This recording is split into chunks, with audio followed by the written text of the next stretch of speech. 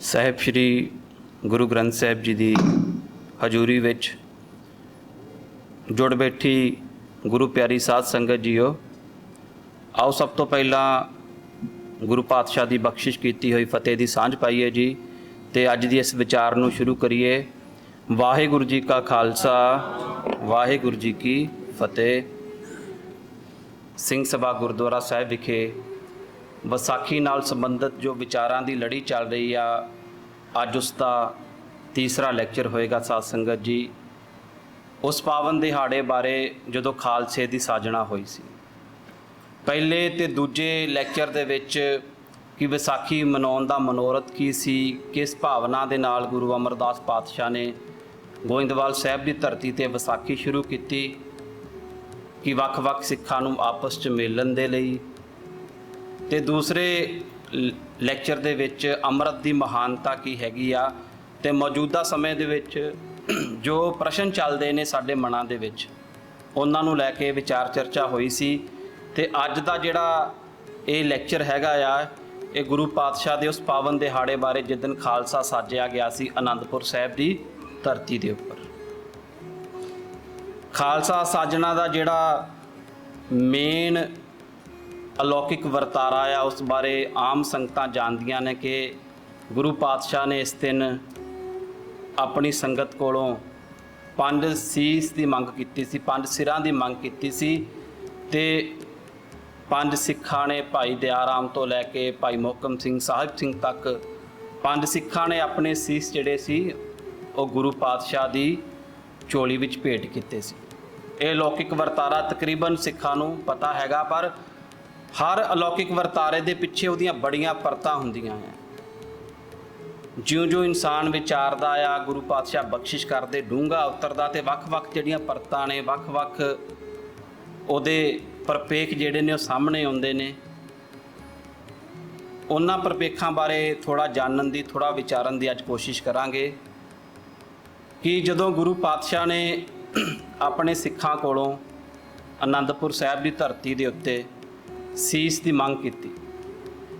ਅਨੰਦਪੁਰ ਸਾਹਿਬ ਤੇ ਕਰਤਾਰਪੁਰ ਸਾਹਿਬ ਦਾ ਆਪਸ ਦੇ ਵਿੱਚ ਇੱਕ ਸੰਬੰਧ ਹੈਗਾ ਜੀ। ਕਰਤਾਰਪੁਰ ਸਾਹਿਬ ਉਹ ਪਾਵਨ ਅਸਥਾਨ ਆ ਜਿੱਥੇ ਗੁਰੂ ਨਾਨਕ ਪਾਤਸ਼ਾਹ ਨੇ ਆਪਣੀਆਂ ਉਦਾਸੀਆਂ ਤੋਂ ਬਾਅਦ ਜਿਹੜਾ ਸੀ ਪਹਿਲੀ ਧਰਮਸਾਲ ਸਥਾਪਿਤ ਕੀਤੀ ਸੀ।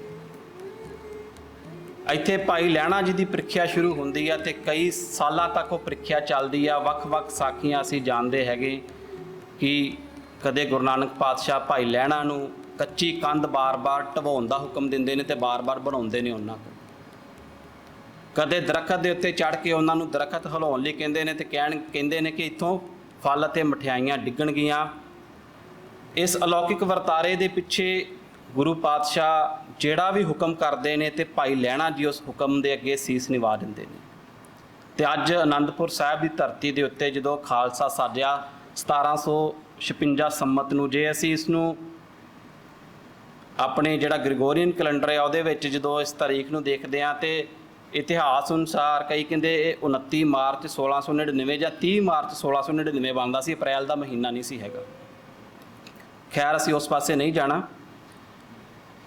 ਜਦੋਂ ਅਨੰਦਪੁਰ ਸਾਹਿਬ ਦੀ ਧਰਤੀ ਦੇ ਉੱਤੇ ਗੁਰੂ ਪਾਤਸ਼ਾਹ ਨੇ ਖਾਲਸੇ ਦੇ ਸੀਸ ਦੀ ਮੰਗ ਕੀਤੀ, ਇਹਨਾਂ ਦਾ ਆਪਸ ਦੇ ਇੱਕ ਵਿੱਚ ਸੰਬੰਧ ਆ ਕਿ ਗੁਰੂ ਪਾਤਸ਼ਾਹ ਦੇ ਹੁਕਮ ਨੂੰ ਮੰਨਣ ਵਾਲੇ ਕਿਹੜੇ ਸਿੱਖ ਬੈਠੇ ਨੇ।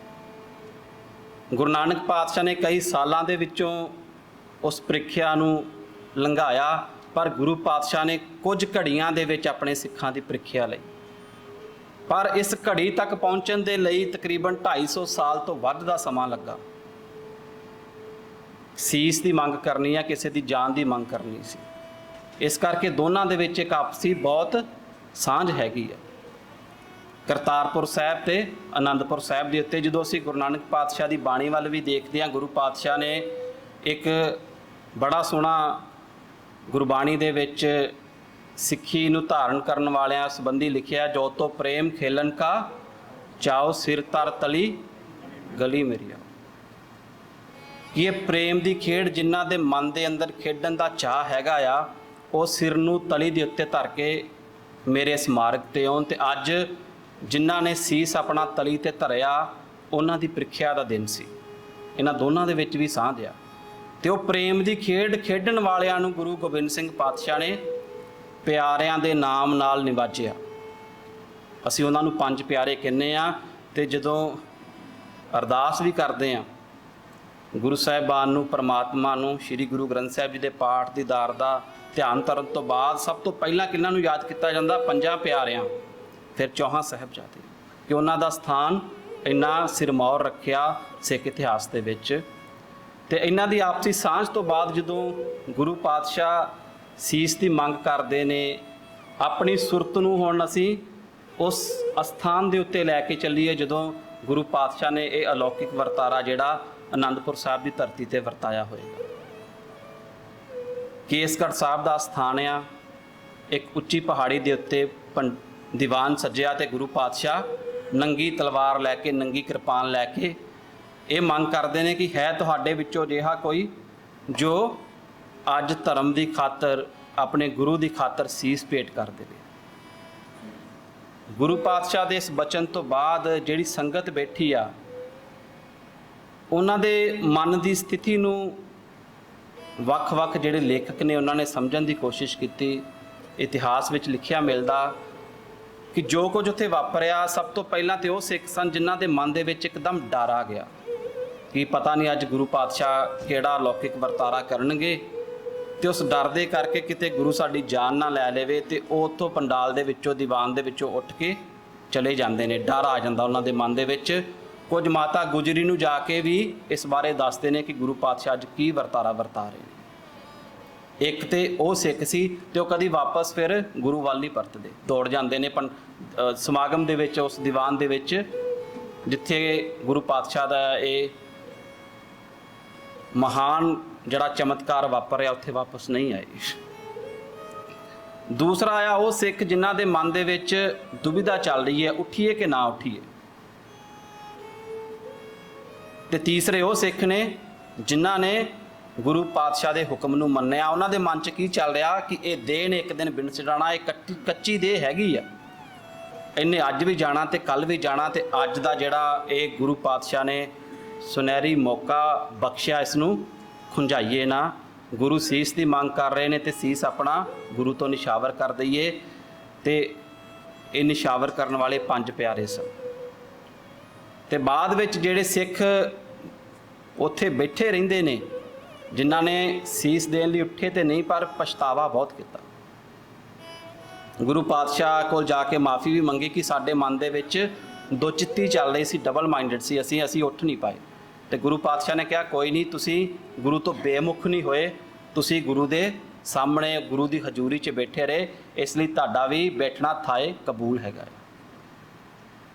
ਹੁਣ ਇਸ ਤਰ੍ਹਾਂ ਦੀ ਜਦੋਂ ਪਰਿਸਥਿਤੀ ਹੁੰਦੀ ਆ ਲਾਈਫ ਦੇ ਵਿੱਚ, ਸਾਡੇ ਤੇ ਵੀ ਬੜੇ ਇਸ ਤਰ੍ਹਾਂ ਦੇ ਸਮੇਂ ਆਉਂਦੇ ਨੇ ਜਦੋਂ ਡਬਲ ਮਾਈਂਡਡ ਹੁੰਨੇ ਆ, ਕਦੀ ਗੁਰੂ ਤੋਂ ਵਿਸ਼ਵਾਸ ਡੋਲ ਜਾਂਦਾ। ਹੁਣ ਥਾਏ ਕਿਹੜਾ ਕਬੂਲ ਪੈਂਦਾ? ਜਿਹੜਾ ਗੁਰੂ ਦੇ ਹੁਕਮ ਅੱਗੇ ਸੀਸ ਨਿਵਾ ਦਿੰਦਾ, ਜਿਹੜਾ ਇਹ ਸਮਝਦਾ ਕਿ ਇਹ ਦੇਹ ਕੱਚੀ ਆ, ਇਸਨੇ ਅੱਜ ਵੀ ਬਿਨਸਣਾ ਤੇ ਕੱਲ੍ਹ ਵੀ ਬਿਨਸਣਾ ਹੈਗਾ। ਹੁਣ ਇਸ ਤੋਂ ਅੱਗੇ ਜਦੋਂ ਗੁਰੂ ਪਾਤਸ਼ਾਹ ਉਹਨਾਂ ਸਿੰਘਾਂ ਨੂੰ ਅੰਦਰ ਲੈ ਕੇ ਜਾਂਦੇ ਨੇ, ਇੱਕ ਪਰਦੇ ਦੇ ਪਿੱਛੇ ਭਾਈ ਦਿਆਰ ਰਾਮ ਨੂੰ ਸਭ ਤੋਂ ਪਹਿਲਾਂ ਖੜਿਆ ਜਾਂਦਾ ਤੇ ਫਿਰ ਖੂਨ ਨਾਲ ਭਿੱਜੀ ਕਿਰਪਾਨ ਹੋ ਲੈ ਕੇ ਗੁਰੂ ਪਾਤਸ਼ਾਹ ਬਾਹਰ ਆਉਂਦੇ ਨੇ। ਭਾਈ ਧਰਮ ਸਿੰਘ ਉੱਠਦੇ ਨੇ। ਹੁਣ ਇਸ ਅਲੌਕਿਕ ਵਰਤਾਰੇ ਨੂੰ ਜਾਣਨ ਦੀ ਕੋਸ਼ਿਸ਼ ਕੀਤੀ ਜਾਂਦੀ ਹੈ ਕਿ ਸਾਹਮਣੇ ਨਹੀਂ, ਗੁਰੂ ਪਾਤਸ਼ਾਹ ਨੇ ਜਿਹੜਾ ਪਰਦਾ ਕੀਤਾ ਸੀ ਉਹਦੇ ਅੰਦਰ ਕੀ ਵਾਪਰਿਆ, ਪੰਜਾਂ ਪਿਆਰਿਆਂ ਨਾਲ ਕੀ ਹੋਇਆ, ਕਿ ਵਾਕਈ ਉਹਨਾਂ ਦੇ ਜਿਹੜੇ ਸੀਸ ਦੀ ਧੜ ਤੋਂ ਅਲੱਗ ਕੀਤੇ ਜਾਂ ਅੰਦਰ ਕੋਈ ਬੱਕਰੇ ਰੱਖੇ ਸਨ, ਬੱਕਰੇ ਝਟਕਾਏ ਤੇ ਬੱਕਰਿਆਂ ਦਾ ਜਿਹੜਾ ਖੂਨ ਸੀ ਉਹ ਸ੍ਰੀ ਸਾਹਿਬ ਨੂੰ ਲੱਗਾ ਹੋਇਆ ਸੀ। ਹੁਣ ਇਹ ਇਹੋ ਜਿਹੀਆਂ ਅਲੌਕਿਕ ਘਟਨਾਵਾਂ ਨੇ ਜਿਨ੍ਹਾਂ ਨੂੰ ਸਮਝਣਾ ਮਨੁੱਖੀ ਬੌਧਿਕਤਾ ਦੇ ਘੇਰੇ ਵਿੱਚ ਨਹੀਂ ਹੁੰਦਾ। ਮਾਫ਼ ਕਰਨਾ, ਜੇ ਇੱਕ ਪਲ ਲਈ ਸੋਚੀਏ ਕਿ ਉਹਨਾਂ ਸਿੰਘਾਂ ਨੂੰ ਇਹ ਪਤਾ ਹੁੰਦਾ ਕਿ ਅੰਦਰ ਗੁਰੂ ਪਾਤਸ਼ਾਹ ਉਹਨਾਂ ਸਿੰਘਾਂ ਦੇ ਸੀਸ ਧੜ ਤੋਂ ਅਲੱਗ ਨਹੀਂ ਕਰ ਰਹੇ, ਬੱਕਰੇ ਰੱਖ ਕੇ ਬੈਠੇ ਨੇ, ਤੇ ਇੱਕ ਆਵਾਜ਼ ਤੋਂ ਬਾਅਦ ਜਦੋਂ ਦੂਸਰੀ ਆਵਾਜ਼ ਆਉਣੀ ਸੀ, ਕੀ ਹੋਣਾ ਸੀ? ਸਾਰਿਆਂ ਨੇ ਖੜੇ ਹੋ ਜਾਣਾ ਸੀ ਕਿ ਜਾਨ ਸਾਡੀ ਜਿਹੜੀ ਆ ਬਿਲਕੁਲ ਸੇਫ ਆ, ਮਹਿਫੂਜ਼ ਆ, ਜਾਨ ਨੂੰ ਤਾਂ ਕੋਈ ਖਤਰਾ ਨਹੀਂ ਹੈ। ਗੁਰੂ ਪਾਤਸ਼ਾਹ ਦਾ ਇੱਕ ਵਰਤਾਰਾ ਆ, ਚੋਜ ਚੱਲ ਰਿਹਾ ਤੇ ਅਸੀਂ ਇਸ ਚੋਜ ਦੇ ਭਾਗ ਬਣ ਜਾਈਏ। ਜਿਹੜੇ ਸਾਹਮਣੇ ਬੈਠੇ ਨੇ ਉਹਨਾਂ ਨੂੰ ਨਹੀਂ ਪਤਾ ਲੱਗ ਰਿਹਾ ਤੇ ਅਸੀਂ ਅੱਜ ਉਸ ਤੋਂ 300 350 ਸਾਲ ਬਾਅਦ ਉਸ ਅਲੌਕਿਕ ਵਰਤਾਰੇ ਨੂੰ ਸਮਝਣ ਦੀ ਕੋਸ਼ਿਸ਼ ਕਰਦੇ ਹਾਂ। ਹੁਣ ਇਹਨਾਂ ਘਟਨਾਵਾਂ ਨੂੰ ਸਮਝਣ ਦਾ ਇੱਕ ਦੂਜਾ ਨਜ਼ਰੀਆ ਵੀ ਹੁੰਦਾ ਕਿ ਅਸੀਂ ਇਸ ਤਰੀਕੇ ਨਾਲ ਵੀ ਸਮਝ ਸਕਦੇ ਹਾਂ ਕਿ ਜਦੋਂ ਗੁਰੂ ਪਾਤਸ਼ਾਹ ਨੇ ਸੀਸ ਦੀ ਮੰਗ ਕੀਤੀ ਤੇ ਉਹ ਪੰਜ ਪਿਆਰੇ ਕਿੱਡੇ ਮਹਾਨ ਸਨ ਕਿ ਉਹਨਾਂ ਨੇ ਗੁਰੂ ਦੇ ਹੁਕਮ ਵਿੱਚ ਆਪਣਾ ਸਭ ਕੁਝ ਭੇਟ ਕਰ ਦਿੱਤਾ। ਇਹ ਵੀ ਇੱਕ ਸਮਝਣ ਦਾ ਤਰੀਕਾ ਹੈਗਾ ਹੈ ਕਿ ਉਹਨਾਂ ਦੇ ਅੰਦਰ ਕੀ ਵਾਪਰਿਆ, ਉਹਨਾਂ ਦੇ ਅੰਦਰ ਦਾ ਸਿੱਖੀ ਸਿਦਕ ਕਿੱਡਾ ਮਹਾਨ ਸੀ, ਉਹਨਾਂ ਦੇ ਅੰਦਰ ਗੁਰਬਾਣੀ ਦਾ ਜਿਹੜਾ ਚਾਨਣ ਸੀ ਉਸਨੇ ਹਰ ਤਰ੍ਹਾਂ ਦਾ ਜਿਹੜਾ ਭੈ ਸੀ ਉਹ ਮੁਕਤ ਕਰ ਦਿੱਤਾ। ਇਸ ਤਰੀਕੇ ਦੇ ਨਾਲ ਵੀ ਇਹਨਾਂ ਨੂੰ ਸਮਝਿਆ ਜਾ ਸਕਦਾ, ਨਾ ਕਿ ਐਗਜ਼ੈਕਟ ਉੱਥੇ ਵਾਪਰਿਆ ਕਿ ਜਿਹੜੀ ਚੀਜ਼ ਗੁਰੂ ਪਾਤਸ਼ਾਹ ਨੇ ਪਰਦੇ ਦੇ ਵਿੱਚ ਕੀਤੀ ਹੈਗੀ ਆ, ਨਾ ਉਸ ਸਮੇਂ ਬੈਠਣ ਵਾਲੇ ਸਿੱਖ ਉਸ ਨੂੰ ਜਾਣ ਸਕੇ ਤੇ ਨਾ ਹੀ ਅਸੀਂ ਜਾਣ ਸਕਦੇ। ਤੇ ਦੂਸਰੀ ਗੱਲ ਆ, ਗੁਰੂ ਪਾਤਸ਼ਾਹ ਨੇ ਸੀਸ ਮੰਗੇ ਸੀ ਤੇ ਪਿਆਰਿਆਂ ਨੇ ਸੀਸ ਭੇਟ ਕੀਤੇ ਸੀ। ਇਸ ਤੋਂ ਅੱਗੇ ਕੋਈ ਵੀ ਪ੍ਰਸ਼ਨ ਬਾਕੀ ਨਹੀਂ ਰਹਿ ਜਾਂਦਾ। ਫਿਰ ਇਹਨਾਂ ਪਿਆਰਿਆਂ ਬਾਰੇ, ਇਹਨਾਂ ਦੇ ਪਿਛੋਕੜ ਬਾਰੇ ਜਾਣਨ ਦੀ ਕੋਸ਼ਿਸ਼ ਕਰਦੇ ਨੇ। ਬਹੁਤ ਇਤਿਹਾਸਕਾਰਾਂ ਨੇ ਲਿਖਿਆ ਵੀ ਕਿ ਸਭ ਤੋਂ ਜਿਹੜੇ ਪਹਿਲੇ ਭਾਈ ਦਿਆ ਰਾਮ ਸੀ, ਬਾਅਦ ਵਿੱਚ ਦਿਆ ਸਿੰਘ ਬਣਦੇ ਨੇ, ਉਹ ਲਾਹੌਰ ਦੇ ਰਹਿਣ ਵਾਲੇ ਨੇ। ਭਾਈ ਧਰਮਦਾਸ ਜੀ ਧਰਮ ਸਿੰਘ ਬਣਦੇ ਨੇ ਹਸਤਨਾਪੁਰ ਦੇ। ਭਾਈ ਮੋਹਕਮ ਸਿੰਘ ਜੀ ਦਵਾਰਕਾ ਗੁਜਰਾਤ ਦੇ। ਭਾਈ ਸਾਹਿਬ ਸਿੰਘ ਜੀ ਕਰਨਾਟਕਾ ਦੇ। ਭਾਈ ਹਿੰਮਤ ਸਿੰਘ ਜੀ ਜਗਨਨਾਥਪੁਰੀ ਦੇ। ਅੱਜ ਜਦੋਂ ਗੁਰੂ ਨਾਨਕ ਪਾਤਸ਼ਾਹ ਦੇ ਮਿਸ਼ਨ ਬਾਰੇ, ਉਹਨਾਂ ਦੇ ਉਦੇਸ਼ ਬਾਰੇ ਵੱਖ-ਵੱਖ ਵਿਚਾਰਾਂ ਚੱਲਦੀਆਂ ਨਾ, ਤੇ ਜਦੋਂ ਗੁਰੂ ਨਾਨਕ ਪਾਤਸ਼ਾਹ ਉਦਾਸੀਆਂ ਤੇ ਇਹਨਾਂ ਸਥਾਨਾਂ ਦੇ ਉੱਤੇ, ਕਿਉਂਕਿ ਇਹ ਸਾਰੇ ਜਿਹੜੇ ਅਸਥਾਨ ਸੀ ਪਹਿਲਾਂ ਗੁਰੂ ਨਾਨਕ ਪਾਤਸ਼ਾਹ ਨੇ ਆਪਣੀਆਂ ਉਦਾਸੀਆਂ ਦੇ ਦੌਰਾਨ ਇੱਥੇ ਗਏ ਸਨ ਗੁਰੂ ਪਾਤਸ਼ਾਹ। ਤੇ ਆਮ ਲੋਕੀ ਇੱਕ ਸਵਾਲ ਕਰਦੇ ਆ ਕਿ ਬਦਲਿਆ ਤੇ ਕੁਝ ਵੀ ਹੈ ਨਹੀਂ ਉੱਥੇ। ਜੇ ਜਗਨਨਾਥਪੁਰੀ ਉਹ ਸਥਾਨ ਹੈ ਜਿੱਥੇ ਉਸ ਸਮੇਂ ਦੇ ਧਾਰਮਿਕ ਆਗੂ ਪੰਡਤ ਜਿਹੜੇ ਸੀ ਉਹ ਆਰਤੀ ਕਰ ਰਹੇ ਸਨ ਤੇ ਗੁਰੂ ਪਾਤਸ਼ਾਹ ਨੇ ਸ਼ਬਦ ਗਾਇਨ ਕੀਤਾ ਸੀ, ਗਗਨ ਮੈਂ ਥਾਲ ਰਵ ਚੰਦ ਦੀਪਕ ਬਣੇ। ਇਹ ਸਾਰਾ ਸ਼ਬਦ ਜਿਹੜਾ ਅਤੇ ਅੱਜ ਵੀ ਉੱਥੇ ਚੱਲ ਰਿਹਾ। ਪਰ ਜੇ ਇਸ ਨੂੰ ਗੌਰ ਨਾਲ ਵੇਖੀਏ, ਜੇ ਭਾਈ ਹਿੰਮਤ ਸਿੰਘ ਜੀ ਉੱਥੋਂ ਆਉਂਦੇ ਨੇ, ਇਹਦਾ ਮਤਲਬ ਫਰਕ ਪਿਆ। ਗੁਰੂ ਨਾਨਕ ਪਾਤਸ਼ਾਹ ਦਾ ਜਿਹੜਾ ਲਾਇਆ ਹੋਇਆ ਬੀਜ ਸੀ ਉਹ ਪੁੰਗਰਿਆ, ਜਿਸ ਕਰਕੇ ਭਾਈ ਹਿੰਮਤ ਸਿੰਘ ਜੀ ਉਸ ਧਰਤੀ ਤੋਂ ਉੱਠ ਕੇ ਅਨੰਦਪੁਰ ਸਾਹਿਬ ਉਸ ਦਿਨ ਪਹੁੰਚਦੇ ਨੇ। ਇਹ ਗੁਰੂ ਨਾਨਕ ਪਾਤਸ਼ਾਹ ਦਾ ਬੀਜਿਆ ਹੋਇਆ ਬੀਜ ਸੀ। ਤੇ ਗੁਰੂ ਨਾਨਕ ਪਾਤਸ਼ਾਹ ਤੋਂ ਬਾਅਦ ਉਦਾਸੀ ਸਿੱਖਾਂ ਨੇ ਤੇ ਉਸ ਸਮੇਂ ਦੇ ਜਿਹੜੇ ਵਪਾਰੀ ਲੋਕ ਹੁੰਦੇ ਸਨ, ਜਦੋਂ ਵੀ ਵਪਾਰ ਕਰਨ ਭਾਰਤ ਦੇ ਵਿੱਚ, ਭਾਰਤੀ ਮਹਾਂਦੀਪ ਦੇ ਵਿੱਚ ਜਾਂਦੇ ਹੁੰਦੇ ਸਨ ਤੇ ਉਹ ਗੁਰੂ ਨਾਨਕ ਪਾਤਸ਼ਾਹ ਦੀਆਂ ਸਿੱਖਿਆਵਾਂ ਦਾ ਵੀ ਨਾਲ ਪ੍ਰਚਾਰ ਕਰਦੇ ਹੁੰਦੇ ਸਨ। ਭਾਈ ਮੱਖਣ ਸ਼ਾਹ ਲੁਬਾਣਾ ਦੀ ਉਦਾਹਰਣ ਅਸੀਂ ਸਾਰੇ ਜਾਣਦੇ। ਤੇ ਬੜੀ ਇੱਕ ਲੰਬੀ ਲਿਸਟ ਹੈਗੀ ਇਹਨਾਂ ਗੁਰਸਿੱਖਾਂ ਦੀ ਜਿਨ੍ਹਾਂ ਨੇ ਵਪਾਰ ਦੌਰਾਨ ਵੀ ਵੱਖ-ਵੱਖ ਖੇਤਰਾਂ ਵਿੱਚ ਗੁਰੂ ਨਾਨਕ ਪਾਤਸ਼ਾਹ ਦੀ ਸਿੱਖੀ ਦਾ ਪ੍ਰਚਾਰ ਕੀਤਾ। ਹੁਣ ਦੂਸਰੀ ਜਦੋਂ ਗੱਲ ਆਉਂਦੀ ਆ, ਜਦੋਂ ਇਹਨਾਂ ਸਿੱਖਾਂ ਬਾਰੇ ਅਸੀਂ ਪੜ੍ਹਨਾ ਸ਼ੁਰੂ ਕਰਦੇ ਹਾਂ ਤੇ ਇੱਕ ਚੀਜ਼ ਆਮ ਲਿਖਣ ਨੂੰ ਮਿਲਦੀ ਆ ਕਿ ਭਾਈ ਦਿਆ ਰਾਮ ਜਿਹੜੇ ਸੀ ਉਹ ਖੱਤਰੀ ਸੀ, ਭਾਈ ਧਰਮਦਾਸ ਜੱਟ ਸੀ, ਕੋਈ ਝਿਊਰ ਸੀ, ਕੋਈ ਨਾਈ ਸੀ। ਗੌਰ ਨਾਲ ਵਿਚਾਰੀਏ ਤੇ ਇਹ ਪਤਾ ਲੱਗਦਾ ਕਿ ਇਹ ਗੁਰੂ ਪਾਤਸ਼ਾਹ ਦੇ ਪਿਆਰੇ ਸਿੱਖ ਸਨ। ਉਹ ਸਿੱਖ ਜਿਨ੍ਹਾਂ ਨੇ ਜਾਤ ਮਾਨ ਦਾ ਅਭਿਮਾਨ ਛੱਡ ਕੇ ਗੁਰੂ ਪਾਤਸ਼ਾਹ ਦੀ ਬਾਣੀ ਨੂੰ, ਉਹਨਾਂ ਦੇ ਹੁਕਮ ਨੂੰ ਆਪਣੇ ਧੁਰ ਅੰਦਰ ਵਸਾਇਆ ਹੋਇਆ ਸੀ। ਉਹਨਾਂ ਨੂੰ ਅਸੀਂ ਕਿਸੇ ਜਾਤ ਪਾਤ ਦੇ ਬੰਧਨਾਂ ਦੇ ਵਿੱਚ, ਇਸ ਚਾਰ ਦੀਵਾਰੀ ਦੇ ਵਿੱਚ ਨਹੀਂ ਰੱਖ ਕੇ ਵੇਖਣਾ। ਉਹ ਸਿੱਖੀ ਨਾਲ ਪਹਿਲਾਂ ਜੁੜੀਆਂ ਹੋਈਆਂ ਰੂਹਾਂ ਨੇ। ਉਹ ਇਹ ਨਹੀਂ ਕਿ ਇੱਕ ਦਿਨ ਪਹਿਲੇ ਦਿਨ ਹੀ ਉੱਥੇ ਪਹੁੰਚੇ ਨੇ। ਉਹਨਾਂ ਦੇ ਧੁਰ ਅੰਦਰ ਤੱਕ ਬਾਣੀ ਜਿਹੜੀ ਆ ਵਸੀ ਹੋਈ ਆ। ਤੇ ਜਿਹਦੇ ਅੰਦਰ ਬਾਣੀ ਵਸ ਜਾਂਦੀ ਆ, ਫਿਰ ਉਹ ਜਾਤ ਪਾਤ ਦੇ ਜੇ ਘੇਰੇ ਦੇ ਵਿੱਚ ਰਹਿ ਜੇ ਤੇ ਫਿਰ ਕਿਤੇ ਨਾ ਕਿਤੇ ਕਮੀ ਆ। ਕਿਉਂਕਿ ਗੁਰੂ ਨਾਨਕ ਪਾਤਸ਼ਾਹ ਦਾ ਇਹ ਸ਼ੁਰੂ ਤੋਂ ਹੁਕਮ ਆ ਕਿ ਜਾਤ ਪਾਤ ਦੇ ਵਿੱਚ ਵਿਸ਼ਵਾਸ ਨਹੀਂ ਰੱਖਣਾ। ਬਾਣੀ 'ਚ ਵੀ ਆਉਂਦਾ, ਜਾਤ ਕਾ ਗਰਬ ਨਾ ਕਰ ਮੂਰਖ ਗਵਾਰ। ਸੋ ਇਸ ਤਰੀਕੇ ਦੇ ਨਾਲ ਅਸੀਂ ਇਹਨਾਂ ਘਟਨਾਵਾਂ ਨੂੰ ਸਮਝਣ ਦੀ ਕੋਸ਼ਿਸ਼ ਕਰਨੀ ਆ। ਹੁਣ ਜਿਹੜਾ ਸਭ ਤੋਂ ਅੱਜ ਦਾ ਅਹਿਮ ਪੱਖ ਹੈਗਾ ਆ, ਅਸੀਂ ਜਦੋਂ ਕੋਈ ਵੀ ਦੀਵਾਨ ਸੱਜਦਾ ਆ ਉਸ ਤੋਂ ਬਾਅਦ ਅਰਦਾਸ ਕਰਦੇ ਆ। ਅਰਦਾਸ ਤੋਂ ਬਾਅਦ ਇੱਕ ਦੋਹਰਾ ਪੜ੍ਹਿਆ ਜਾਂਦਾ, ਆਗਿਆ ਭਈ ਅਕਾਲ ਕੀ ਤਵੇ ਚਲਾਇਓ, ਸਭ ਸਿੱਖਨ ਕੋ ਗੁਰੂ ਮਾਨਿਓ ਗ੍ਰੰਥ। ਗੁਰੂ ਪੰਥ ਸ਼ਬਦ ਜਿਹੜਾ ਆ ਨਾ ਸਾਡੇ ਵਿੱਚੋਂ ਬਹੁਤ ਮਾਈਨਸ ਹੋ ਚੁੱਕਾ ਆ। ਜਿਹੜੇ ਇਹਦੇ ਅਸਲ ਬੋਲ ਸਨ ਇਸ ਦੋਹਰੇ ਦੇ, ਉਹ ਸਨ ਗੁਰੂ ਖਾਲਸਾ ਜੀ ਮਾਨਿਓ ਪ੍ਰਗਟ ਗੁਰਾਂ ਕੀ ਦੇ। ਗੁਰੂ ਖਾਲਸਾ ਜੀ ਮਾਨਿਓ ਪ੍ਰਗਟ ਗੁਰਾਂ ਕੀ ਦੇ। ਭਾਈ ਪ੍ਰਹਲਾਦ ਸਿੰਘ ਦੇ ਰਹਿਤਨਾਮੇ ਵਿੱਚ ਇਹ ਬੋਲ ਦਰਜ ਨੇ ਕਿ ਗੁਰੂ ਪਾਤਸ਼ਾਹ ਨੇ ਜਦੋਂ ਗੁਰਿਆਈ ਦੀ ਬਖਸ਼ਿਸ਼ ਕੀਤੀ ਆ ਨਾ, ਉਹ ਇਕੱਲੀ ਗੁਰੂ ਗ੍ਰੰਥ ਸਾਹਿਬ ਨੂੰ ਨਹੀਂ ਕੀਤੀ, ਗੁਰੂ ਗ੍ਰੰਥ ਤੇ ਗੁਰੂ ਪੰਥ ਨੂੰ ਕੀਤੀ ਹੈ।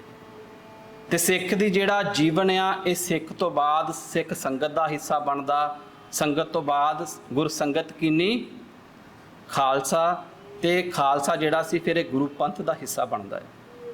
ਜਿਹੜੀ ਸਿੱਖ ਰਹਿਤ ਮਰਿਆਦਾ ਹੈਗੀ ਆ, ਉਹਦੇ ਵਿੱਚ ਵੀ ਗੁਰੂ ਪੰਥ ਦੇ ਬਾਰੇ ਬਹੁਤ ਸੋਹਣਾ ਲਿਖਿਆ ਗਿਆ ਕਿ ਗੁਰੂ ਪੰਥ ਦੀ ਜਿਹੜੀ ਨੀਂਹ ਹੈਗੀ ਆ, ਇਹ ਗੁਰੂ ਨਾਨਕ ਪਾਤਸ਼ਾਹ ਨੇ ਰੱਖੀ ਸੀ ਤੇ 10 ਗੁਰੂ ਸਾਹਿਬਾਨ ਨੇ ਇਸ ਦੀ ਤਿਆਰੀ ਕਰਵਾਈ।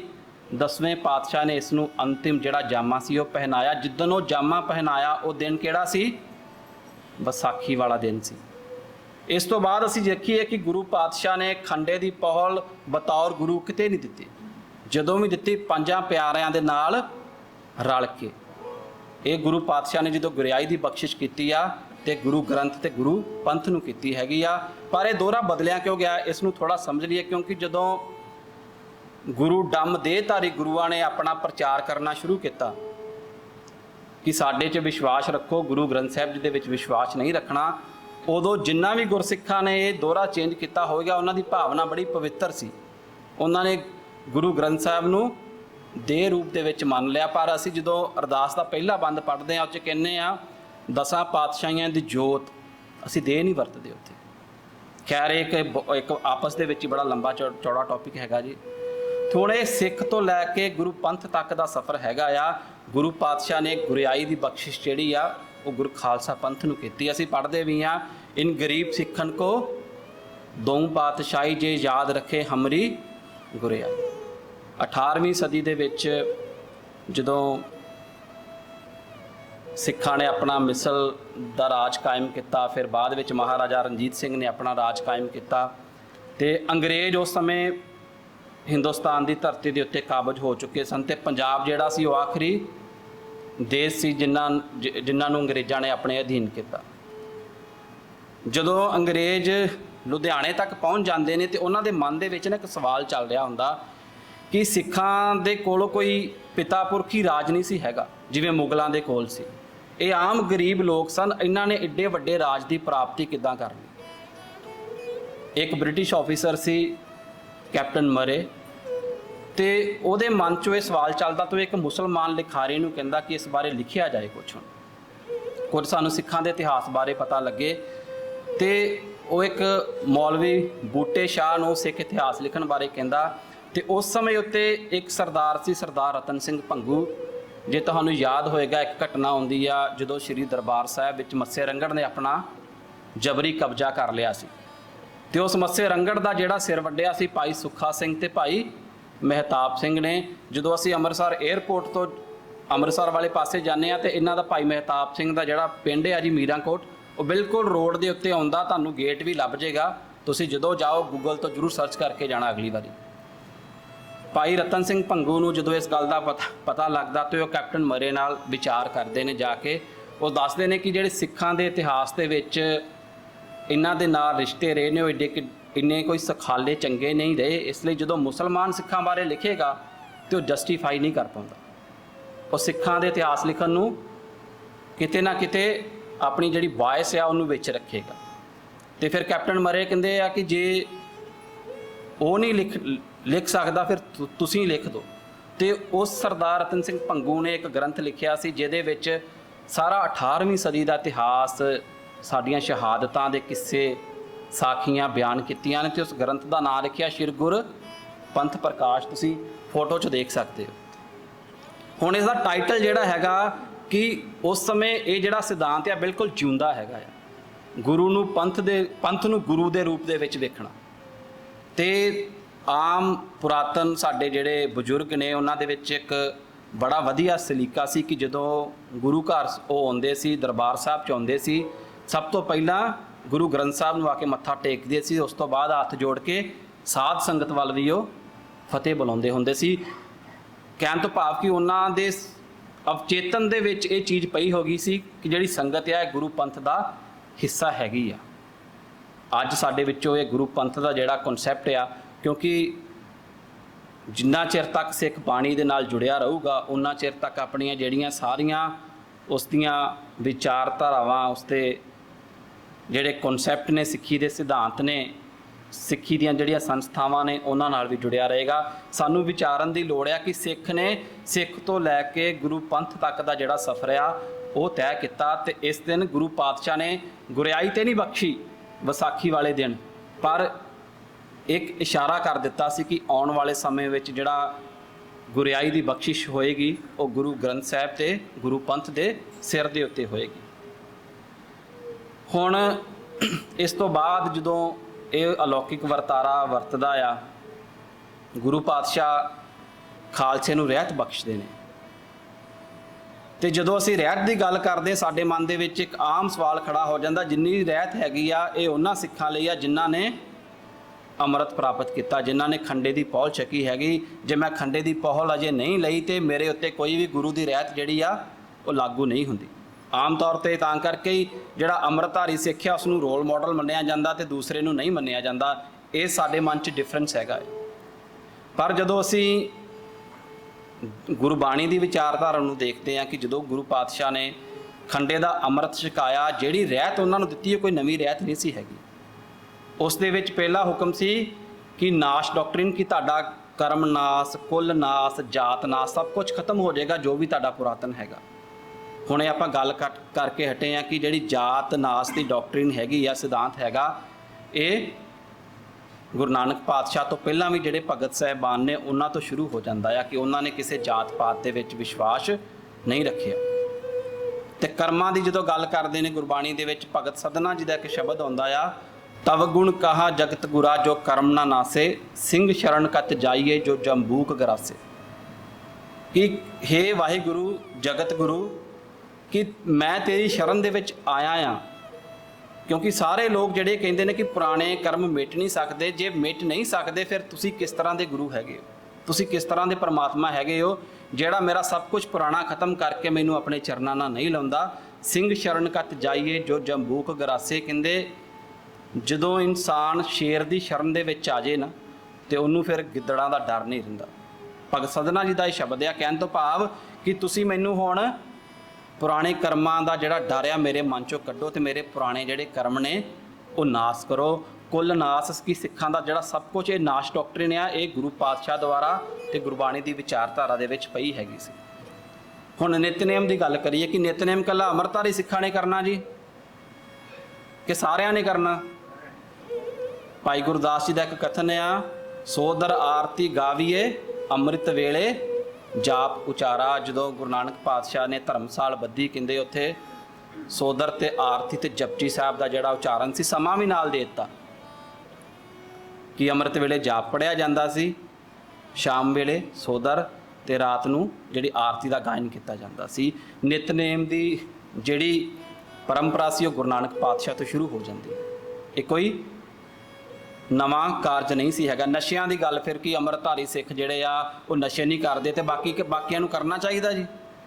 ਗੁਰਬਾਣੀ ਦੇ ਵਿੱਚ ਕੀ ਲਿਖਿਆ ਨਸ਼ਿਆਂ ਬਾਰੇ? ਪਾਨ ਸੁਪਾਰੀ ਖਾਤੀਆਂ ਮੁਖ ਬੀੜੀਆਂ ਲਾਈਆਂ। ਕਿ ਜਿਹੜੇ ਖਾਂਦੇ ਨੇ ਫਿਰ ਗੁਰੂ ਪਾਤਸ਼ਾਹ ਕਹਿੰਦੇ ਉਹ ਨਰਕਾਂ ਦੇ ਭਾਗੀ ਹੁੰਦੇ ਨੇ। ਝੂਠਾ ਮਦ ਮੂਲ ਨਾ ਪੀਚੇ, ਕਿ ਝੂਠਾ ਮਦ ਕਹਿੰਦੇ ਨੇ ਸ਼ਰਾਬ ਨੂੰ, ਇਹ ਬਿਲਕੁਲ ਵੀ ਇਹਦੇ ਲਾਗੇ ਤੱਕ ਨਹੀਂ ਜਾਣਾ। ਇਹ ਸਿੱਖ ਦੀ ਰਹਿਤ ਆ। ਗੁਰੂ ਅਮਰਦਾਸ ਪਾਤਸ਼ਾਹ ਨੇ ਇਸ ਦਾ ਜ਼ਿਕਰ ਕੀਤਾ ਹੈਗਾ। ਇਸ ਲਈ ਇਹਨਾਂ ਚੀਜ਼ਾਂ 'ਚ ਫਰਕ ਨਾ ਕਰੀਏ। ਜੋ ਖਾਲਸੇ ਦੀ ਰਹਿਤ ਆ ਤੇ ਸਿੱਖ ਦੀ ਰਹਿਤ ਆ, ਕਾਫੀ ਹੱਦ ਤੱਕ ਇਹ ਮਿਲਦੀ ਆ, ਇਹਦੇ ਵਿੱਚ ਕੋਈ ਵਖਰੇਵਾ ਨਹੀਂ ਹੈਗਾ।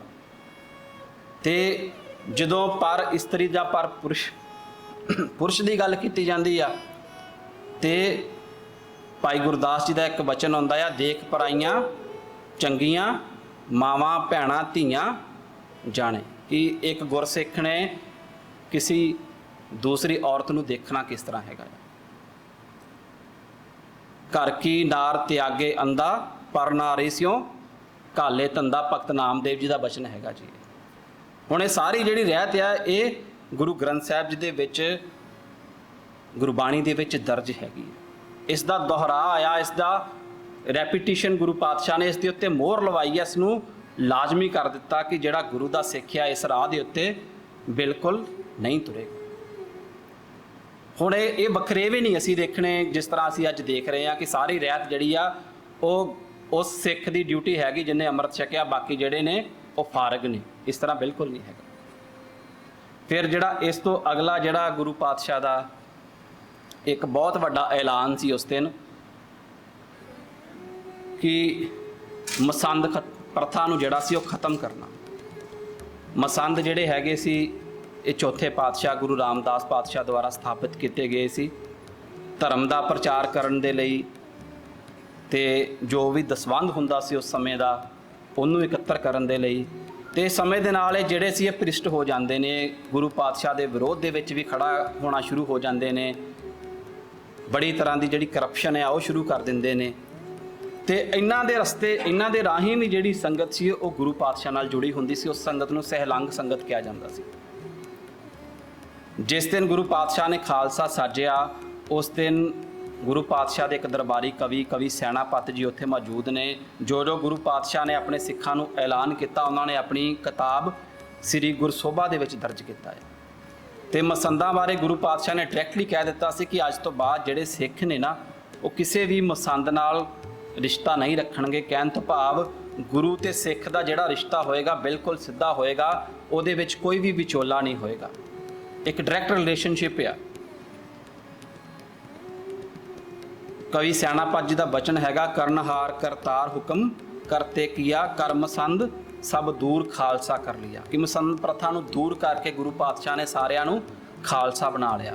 ये बहुत वड्डा गुरु पातशाह का एक जे माफ़ करना अज जे इस तरह की प्रथा हुंदी कि गुरु ग्रंथ साहिब जी के नाल जुड़न लई सानू कोई इस तरह के सिख हुंदे जिन्हां को जाना पैंदा कि सिर्फ सानू वही गुरु नाल जोड़ सकते हैं, तो किद्दां दी कन्फ्यूजन होनी सी। जरा इनू विचार के देखिए, ये बड़ा एक कन्फ्यूजिंग कॉन्सैप्ट जिहड़ा सी हो जाना सी। गुरु पातशाह ने बख्शिश की आ कि साडे ते गुरु दे विच जिहड़ा कोई भी मीडिएटर नहीं हैगा, बिल्कुल जिहड़ा सीधा रिश्ता हैगा असीं जोड़ सकते हैं। ये बड़ा वड्डा एक ऐलान सी गुरु पातशाह का इस पावन दिहाड़े दे उत्ते। हुण जिन्नियां को बेनतियां कीतियां अज कि खालसा साजणा वाले दिन असीं जिहड़ी अमृत बारे हैगे कि जिहड़े पतासे जल खंडा इस दे बारे जिहड़ी विचार होएगी साडे अगला जिहड़ा आउण वाला अगला हफ्ता होएगा उहदे विच असीं करांगे। ते उस तो बाद अरदास की एक लड़ी शुरू की जाएगी जिस दे विच जिहड़ी सिख अरदास है उस दे बारे विचारां होणगीਆਂ। हुण जिहड़ी अज दी असीं विचार कीती है इस दे विचों जिहड़ा सब तो वड्डा सानूं संदेश मिलदा आ जदों असीं गुरबाणी पढ़दे आ जां सिख इतिहास नूं साखियां नूं विचारदे आ ते हुक्म दी जिहड़ी गल आ वो बार बार सानूं सुनन नूं मिलदी है कि भाई लैणा ने भी गुरु नानक पातशाह दे हुक्म अगे सिजदा किता ते भाई लैणा तो गुरु अंगद बने।